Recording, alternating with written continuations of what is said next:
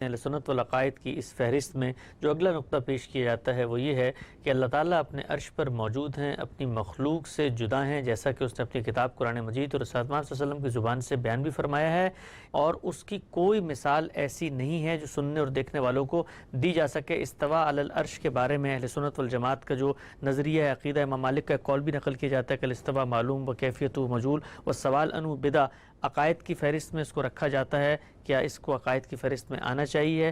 استوا علی العرش کیا تصور ہے اس کا؟ یہ تو میں اصول میں عرض کر چکا آپ سے کہ عقائد کی فہرست تو وہی ہوگی۔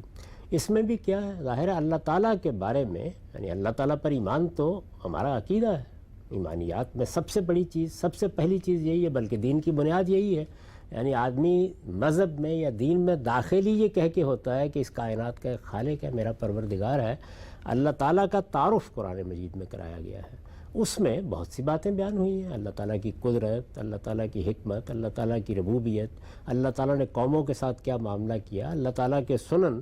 اسی طرح سے یہ بات کہ اللہ تعالیٰ نے یہ دنیا بنائی، یہ پوری کائنات اس کے اذن اور اس کے حکم سے وجود پذیر ہوئی، اور پھر وہ اس کے عرش حکومت پر بیٹھ کر براہ راست اس کا نظم چلا رہا ہے۔ ٹھیک، اسی چیز کو ایک اصول کے طور پر بھی قرآن نے بیان کیا کہ الا لہ الخلق والامر، یعنی اس نے صرف یہی نہیں کیا ہے، اللہ پروردگار عالم نے صرف یہی نہیں کیا کہ اس دنیا کو بنا دیا، اس کائنات کو بنا دیا، اس عالم کا وہ صرف خالق ہی نہیں ہے، وہی اس کا عامر بھی ہے، وہی اس کا نظم بھی چلا رہا ہے۔ الا لہ الخلق والامر میں اسی چیز کو ہمارے لیے ایمان اور عقیدہ بنایا ہے، تو یہ چیز سب مانتے ہیں۔ اب اس کی کچھ تفصیلات، ان تفصیلات میں بھی بہت سی چیزیں ہیں جن میں ہو سکتا ہے میرے آپ کے درمیان تعبیر کا اختلاف ہو، ان چیزوں کو بھی میں بھی بیان کرتا ہوں، آپ بھی بیان کرتے ہیں، مجھ سے سوال کریں گے میں بھی جواب دے دوں گا۔ اہل سنت کا بھی ایک نقطہ نظر اگر ہے اس کو بیان کرتے ہیں تو کوئی معنی نہیں ہے۔ عقیدے کے بارے میں عرض کر چکا کہ ان سب چیزوں کو اللہ پر ایمان کے ذیل میں بیان کرنا چاہیے۔ جب آپ سے پوچھا جائے اسلام کے عقائد کیا ہیں تو یہی بتانا چاہیے کہ وہ 5 ہی عقائد ہیں۔ ٹھیک، اچھا ہم سے جب یہ کہا جاتا ہے کہ اللہ تعالیٰ عرش پر ہے تو اس کی کیفیت کو متعین کرنے کے بارے میں قرآن مجید نے دوسری جگہ بتایا نا کہ لیس کمثلہ شیء، اور اللہ تعالیٰ تو تشبیہ دے کے بتا رہے ہیں تو متشابہات کے در پہ نہیں ہو رہا۔ تو اگر کوئی شخص یہ نقطہ نظر اپناتا ہے کہ جی ہم اللہ تعالیٰ کی عرش پہ جو کیفیت ہے اس کی تعین کرتے ہیں تو قرآن کی روح سے تو پھر ایک ضلالت اور گمراہی ہوگی نا۔ یعنی قرآن مجید نے متشابہات کے بارے میں تنبیہ کر دی ہے، اللہ تعالیٰ کی ذات کے بارے میں بھی یہ کہا ہے کہ لیس کمثلہ شیء، تم کوئی تمثیل کا طریقہ اللہ کے بارے میں اختیار نہیں کر سکتے۔ الوہیت کے صفات اور انسان کے صفات میں اس طرح کا کوئی تعلق ہی نہیں ہے کہ ایک کو دوسرے پر قیاس کیا جا سکے، تو یہ اصول کی بات ہے۔ ہمارے علم کی بنیاد کس چیز پر ہے؟ وہ ہمارے محسوسات کا علم ہوگا، یعنی علم بالحواس جس کو کہتے ہیں۔ ہم نے ایک چیز کو دیکھا، ہم نے اس چیز کو سنا، جو حواس اللہ تعالیٰ نے ہمیں عطا کی ہیں وہ حواس ظاہری بھی ہیں، وہ حواس باطنی بھی ہیں، ان سے ایک چیز ہمارے علم میں آ گئی۔ اس کے بعد کیا ہوتا ہے؟ جو چیز ہمارے حواس سے ماورا ہوتی ہے وہاں ہم تمثیل کا طریقہ اختیار کرتے ہیں، یعنی کیا کرتے ہیں؟ قیاس کرتے ہیں۔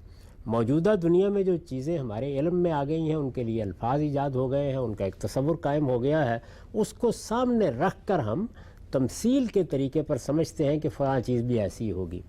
اللہ تعالیٰ کی کوئی مثال اس دنیا میں موجود نہیں ہے۔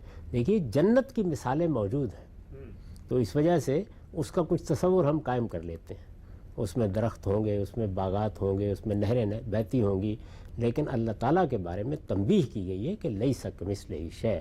تو جب تمثیل وہاں ہو ہی نہیں سکتی تو متشابہات کے طریقے پر مجرد بیان بھی کرنا ممکن نہیں ہوتا ہمارے لیے۔ تو یہاں آخری درجے میں احتیاط کرنی چاہیے، جتنی بات قرآن مجید نے جس طرح بیان کر دی ہے اس سے آگے ایک لفظ بھی نہیں کہنا چاہیے۔ تو نتیجے کے اعتبار سے اگر یہ کہا جائے جو اہل سنت کا نقطہ نظر ہے وہ درست ہے کہ ہم کیفیت کی تعین میں نہیں جائیں گے، لیکن اس کا تعلق کوئی ایمانیات سے نہیں ہے، بلکہ زیادہ سے زیادہ آپ یہ کہہ سکتے ہیں کہ قرآن مجید نے چونکہ متشابہات کے در پہ ہونے سے منع کیا ہے تو ایک آیت کا ایک لازمی تقاضا ہے، اس کو ہم نے اپنانا ہے۔ ساری باتیں درست ہیں، لیکن یہ ایمانیات ہی کے ذیل کی چیز ہے۔ اصل چیز یہ ہے کہ اس کو کوئی الگ عقیدے کے طور پر بیان کرنے کی ضرورت نہیں ہے۔ ٹھیک، اللہ تعالیٰ کے بارے میں جو بات بھی کہی جائے گی یا اسی طرح آخرت کے بارے میں جو بات بھی کہی جائے گی وہ اصل میں ایمانیات ہی کے ذیل کی چیز ہوگی۔ ٹھیک، اس کو الگ عقائد کی فہرست میں داخل کر کے بیان کرنے کا نتیجہ یہ نکلتا ہے کہ ایک دوسری شناخت وجود میں آ جاتی ہے، یعنی ہماری شناخت، مذہبی شناخت صرف مسلمان رہنی چاہیے۔